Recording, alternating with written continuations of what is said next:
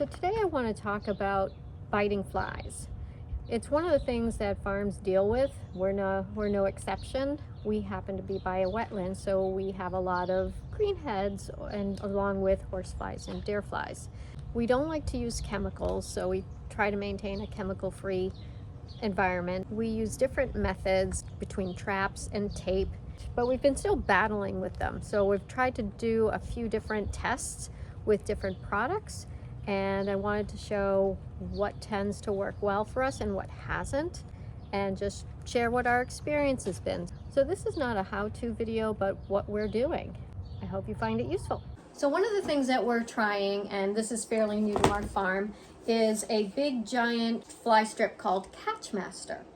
It's about 30 feet long by 12 inches. It comes in a 3-pack, which was really great because it gave us an opportunity to try it out in different configurations. And I'm going to install this along the length of our barn, and then I'll talk about it, how we've already used it in our shelter and the results with that. So this tape relies on color that attracts biting flies, and even puts a print of little black flies to help attract them. I'm pinning this up right above our barn stall door, so it'll be right across the whole length of it. Right now I'm just working hard with push pins, and we'll see how it looks. Okay, we put a strip up across the entire length of the barn, and we ended up with extra, so we just pinned it up to the top. So, you know, it stands out like a beacon, but it has a purpose, and we know we've caught a fly on it already up here. It's only been up 10 minutes, and there's our first fly right there, that little fly. These are all part of the pattern, and we'll come back in a little while, in a few hours, and we'll see how it looks. Okay, it's been a few hours, and let's take a look to see how this fly strip is doing. Right there on the red line, there's 2 more it collected. There's one up top there by the red dot. 2 more, 3 more. Look at them. So it is working. I think over time, this will just keep collecting random flies, all the biting flies. I mean, so it's getting the horse flies and the deer flies. So pretty happy with how this has turned out. I think with it as the size it is, it's going to last a good long time.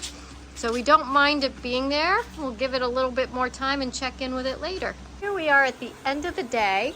This has had a good 8+ hours, and I'm looking at the tape we have up there, and it is showing a lot of activity. I mean, it's not smothered and slathered with dead flies, but as I get closer, we've got a steady supply of sticky bugs that have adhered themselves to that strip.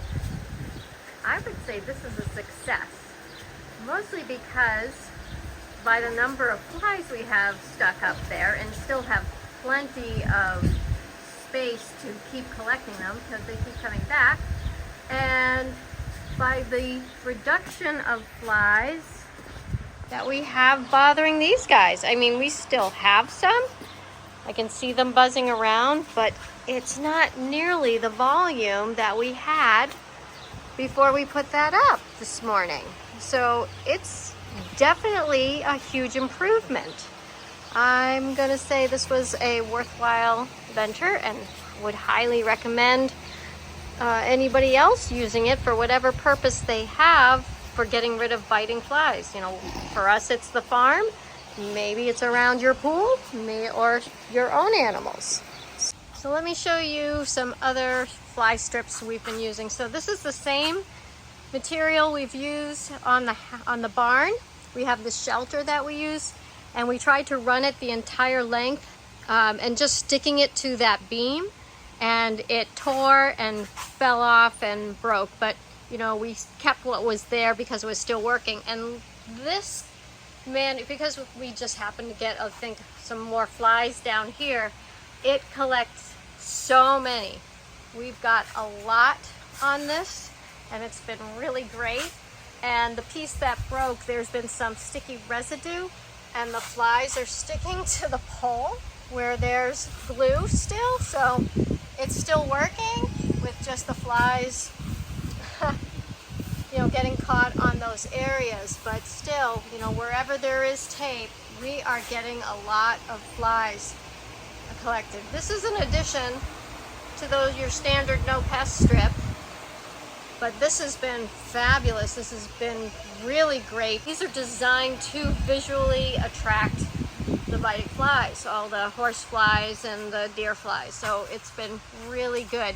So recommend, making sure you can secure it well without it tearing, because it looks like crap, but it's still working, and I guess it's function versus, aesthetics at this point. But we'll get another one up there and probably just tape it up there so it's not reliant on the actual adhesive of the strip to keep it in place.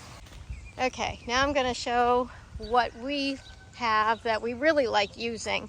This is a biting fly trap called the Porespal. We've had these for a few years. We bought a couple of them, and this one's going to get a screen replaced, so this will be taken care of. But we've had these for a few years and really like them. We'll put them out in the field and we can move them around. The only downside to them is their size for winter storage, because unless you want to disassemble it and put it away and reassemble it in the spring, it just takes a little bit of space. It's about 5.5 feet, almost 6 feet tall, but it works really great. It is an investment, which you have to accept, but it is, for what it does a great job. So I think it's worthwhile. We don't regret getting it at all. So how this thing works, this mimics an animal's belly. It sways in the wind, causes movement, it attracts the biting flies. Now, biting flies fly vertically once they bite their victim. So this is designed so that once the biting fly does its bite, it flies vertically and it gets trapped into this funnel system, this screen. And what it'll do is it'll keep fighting and trying to find its way out.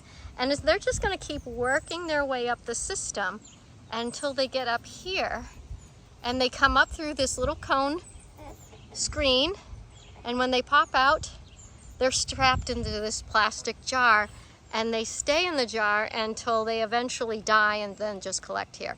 So it usually takes us a few months, so probably have this out since mid-May, I think, and by August or late July, August, it'll be about that full. And then we'll empty it out and put it back out again. If you're interested in that, that's at bitingflies.com. It comes flat and you just have to put it together. All the parts are replaceable, so you only have to buy it once, and as things wear out, and they do, given the holes we've got in the screen, these things work great. Here's Jenny in her mask. I make sure it fits her comfortably and that I'm able to fit 2 fingers in the mask where the straps are. I'll test underneath her chin, the back of her head where the straps are, and at the top where it crosses her mop top. It looks like a solid screen, but it is translucent. It's just her color that is coming through. If she was black or brown, you'd be able to see that color through the mesh. It really helps her in keeping the biting flies off of her face and out of her eyes in particular, where they tend to gather and irritate her. She's the only one on our herd who wears it because the biting flies don't bother anybody else in the eyes all that much.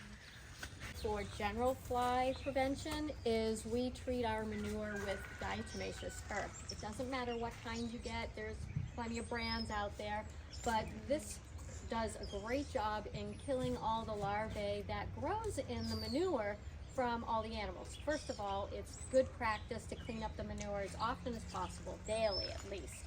And then after we've collected it all, we have some right here, I just have a mesh strainer, just like that, and I stir it up to aerate it, kind of like flour, and then we dust the manure so that when it goes to the manure pile, it's already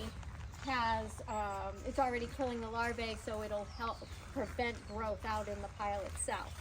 And then we take the area, using diatomaceous earth, it also helps prevent odors, so it's a deodorizer, and we just dust. This happens to help with any sort of residue manure that flies may be attracted to and find, because it only takes just a small amount. So we just dust this like so, and any affected area that I think needs treatment, and it will dry and absorb everything. Certainly I don't recommend doing this on a rainy day because it'll just wash away, but if it's going to be a dry day or it's post-rainfall, this is a great way to treat any manure, and it reduces your regular barn flies by 80 to 90%. We hardly ever see any, so this is a great way to do it. One of the things we use is a natural spray. These are okay. I mean, I love them because they're not chemicals. Everything in here is natural, from water to cider vinegar to coconut oil, essential oil. So it makes it non-toxic, it's environmentally friendly. The alpacas are not fans of sprays in general. So when I have successfully gotten this on the alpacas, in which I'm chasing them around, spraying this on, it does keep bugs at bay. Doesn't keep them from approaching, but they'll just kind of hover around them and then buzz around until they find an area that they can get to that isn't treated with this. So mixed results. I love the concept of it more than the results itself, but we do keep it on hand. These things are short term. They don't last all day. They'll last a little while. So mixed bag, but handy to have if you need it. Okay, now I'm going to talk about something that I don't like, and that is this. I watched a video on Amazon about this particular bug catcher. I thought it would be for biting flies. The cage is designed to keep the birds from sticking to it, which I think is great, but it doesn't attract biting flies at all. Again, it's using the light technology of colors and the lightness of it to attract bugs, but it's really not, at least especially not biting flies, not one biting fly. I have a bunch of little gnats and little flying insects that like to buzz around at the bottom of that, and they cling to the plastic.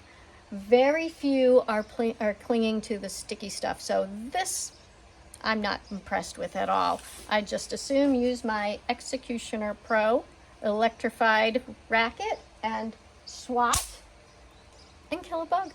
So another thing we use all the time, which is pretty common, fly ribbon. Have one hanging right there. We put them around various places inside the barn, outside. We try different spots just to see where they're effective.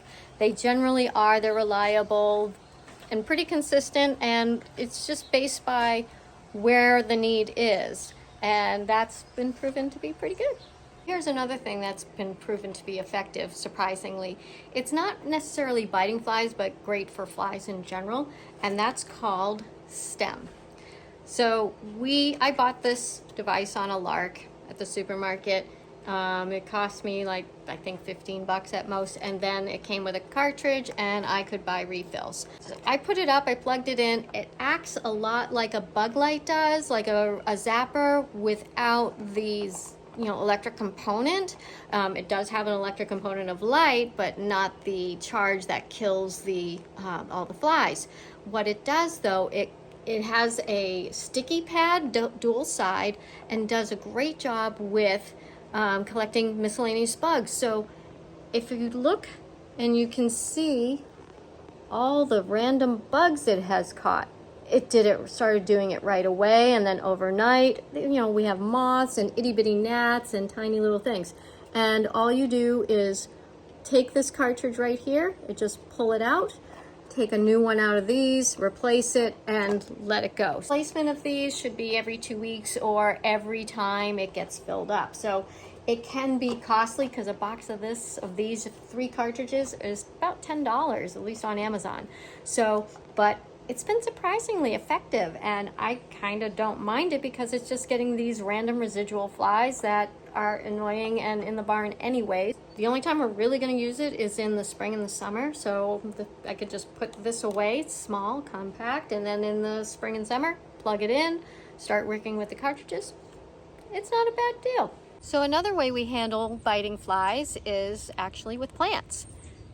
Catnip. Catnip is a natural mint, and biting flies don't like the smell of peppermint. So whether you use regular mint or catnip or cat mint, it all works. This is around our house and we don't have any biting flies. We don't have any horse flies or deer flies or any of those around the house, and we have bushes of this around. You know, I can transplant it. It just naturalizes, so it keeps growing and growing. So you have to weed manage it because new shoots will pop up and new plants. So if you don't want an abundance of it, you have absolute control over it. But they produce beautiful flowers. They're pollinator friendly. Birds love them. It's a nice, great way to handle it. Plus, your cats will love it too. You can just dry it. You can make a dried plant out of it too. So it has multiple uses, but for biting flies, it's a great way to handle them. So that is it, everybody. Thank you for watching. These are the things that we've done on our farm and are doing. We're not being paid for any of this. This is just our own opinion and thought it would be worthwhile, you know, for anybody else who's battling these issues. So I'll have information in the comments about each product and links if it's applicable. But hey, if you've got any other ideas, I'd love to know. Add them to the comments. Thanks for watching.